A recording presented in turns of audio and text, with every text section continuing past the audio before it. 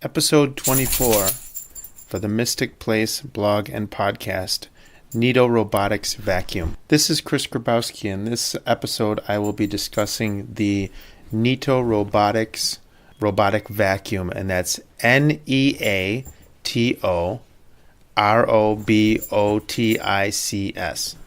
This vacuum has technology that maps out your house and it vacuums from room to room. With sighted assistance, you can set the vacuum to start at a specific time each day. So you could have it go off at 9 o'clock on Saturdays, 7 o'clock on Sundays, 5 o'clock on Mondays, etc., etc., etc.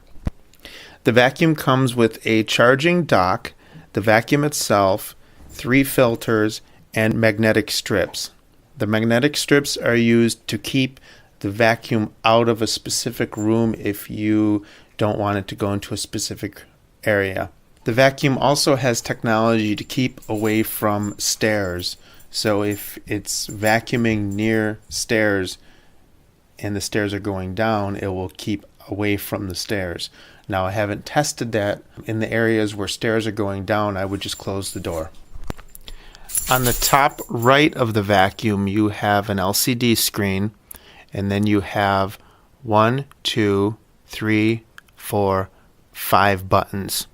3 are circular and small, and they are one on top of the other. I don't know what they do. There's a big round button, that's the start button, and to the left is a rectangular button, that's the cancel button or menu button. Moving towards the front of the vacuum, you will find a spot where you can put your hand. It looks like a handle, and it's kind of what it is. If you move your fingers towards the back of the handle or the groove, this is how you lift out where the dirt and dust gets collected. So you would lift it up and pull it away, and it's actually on the top of the device. If you then flip the dirt container over so that the top is now on the bottom, you can find a filter. Now the filter is facing you, and in the center of the filter towards the top, there's a plastic knob that you can grab with your fingers, and then you can pull the filter away. And this is how you empty the container. I've been using this vacuum for a couple of months, and I've had to change the filter one time. And the way that you can tell when the filter needs to be changed is the filter or the dirt doesn't go into the container as much. It kind of gets stuck in the airway, and you'd have to clean that out with your fingers or whatever. Maintaining the vacuum is pretty straightforward. So I'm going to put the container back in, and you'll feel 2 lips and a kind of a rounded end. That goes away from you. And you take the 2 ends and you line them up into the thing, and you just drop the collection thing in. Now, if you take the vacuum and you flip the vacuum over, now the vacuum is, I'm not quite sure the size of the vacuum, but it's a pretty small vacuum, and you can actually fit it on your lap. That's kind of how big it is. So if you take the vacuum and you flip it over, there are 2 wheels. They're pretty big, decent wheels. And then there are 2 ball bearings. And if you go towards you, right below the wheels, there are 2 tabs. And you take the tabs and pull the tabs towards you, and you lift off the bottom. This is where the roller is. So if you need to get into here to clean out the roller, maybe dog hairs in there, you could do that. And one thing that you'll want to notice is on the left side, there is a rubber wire type of thing. You have to get, when you put the beater back on, you have to make sure that the beater goes within that loop. It's kind of a loop, and if you don't get the beater into that loop, the beater won't turn. So this loop is actually what turns the beater. So now I'm going to take the little plastic cover that I just took off, and you'll notice closest to you there are two tabs, and you, like we did with the other thing, you line up the two tabs that are closest to you in the two holes that are on the machine, and then you drop the cover in and you snap it closed with the two tabs that were closest to the wheels that you used to lift it off. So now I'm going to flip it over again so that the vacuum is right side up.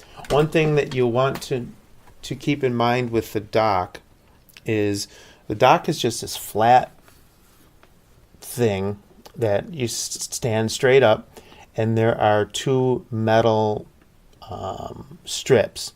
Those are magnetized, and when the machine docks itself, it just drives up, and what it'll do is it'll eventually slow itself down so that it doesn't go crashing into the dock. It will actually inch itself up the last 2 or 3 feet. And having used the vacuum every day for the past, I'd say 2 months, it only got lost once. It has gotten stuck on things where I'd have to go rescue it. Like, for example, if it got caught on a twist tie, it doesn't keep trying and trying and trying. It shuts itself off and it'll give an error tone. I am going to press the start button just so you can get an idea of what it sounds like. The start button is on the top. It's closest to you, and it's the biggest, or it's the roundest button. It's big and round. It's to the right of the cancel button. So I'm going to press it. And then I'm going to press it again. Now it's actually starting up, and it is going to take inventory of the room to find out where the furniture is and all that, and then it will actually start to vacuum. It does a 360-degree turn to take the inventory, and then it just starts to vacuum.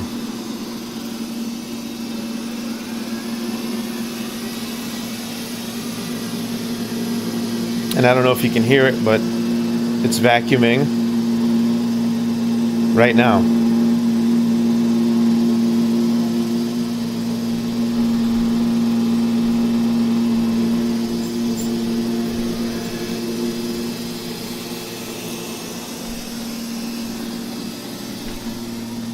And from what I understand, I'm kind of walking away from it now, and from what I understand is the vacuum goes in straight lines, and it does a pretty good job. From anybody that has seen the vacuum work or the vacuum's results, it does a very good job.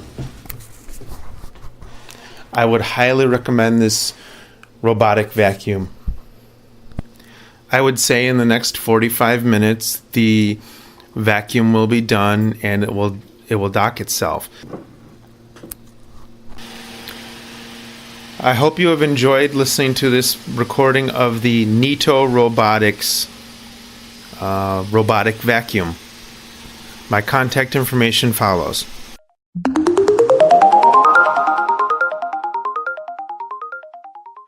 Hi there, my name is Joey. And my name is Kimberly. Thanks for listening to the Mystic Place blog and podcast. We hope you have enjoyed this episode. Joey. Yes, Kimberly. It is my turn to talk. Okay. Thanks, Joey. No problem. If you have any comments or suggestions, feel free to send an email to mysticplacepodcast@gmail.com or leave a voice message at 864. Mystic 4, that is 86469788424, or follow him on Twitter at cgrabo73. You can visit the blog at www.mysticplace.info. Don't forget to check out the Mystic Place community at www.mysticplacecommunity.info. Have a nice day. Take care.